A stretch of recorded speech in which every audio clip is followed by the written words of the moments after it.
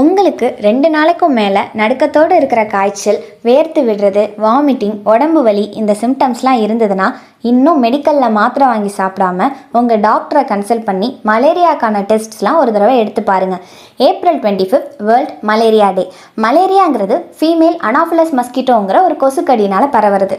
ஆரம்பத்திலே கண்டுபிடிச்சிட்டோன்னா இது முற்றிலுமே குணப்படுத்தக்கூடிய ஒரு நோய் தான். இதை கண்டுபிடிக்கிறதுக்கான பரிசோதனைகளும் மருந்துகளும் அரசு ஆரம்ப சுகாதார நிலையங்கள்லேயே அவைலபிளாக இருக்குது.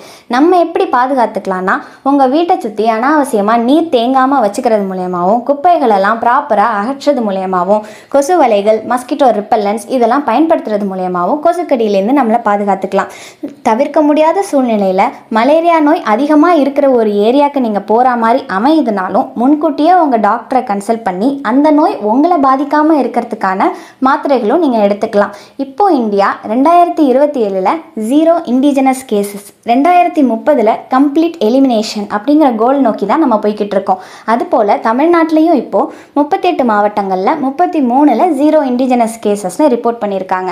ஸோ 2030 மலேரியா இல்லாத இந்தியாவை உருவாக்க இந்த அவேர்னஸ் வீடியோவை உங்கள் ஃப்ரெண்ட்ஸ் அண்ட் ஃபேமிலி மெம்பர்ஸ்க்கும் ஷேர் பண்ணி அவங்களையும் ப்ரொடெக்ட் பண்ணுங்கள்.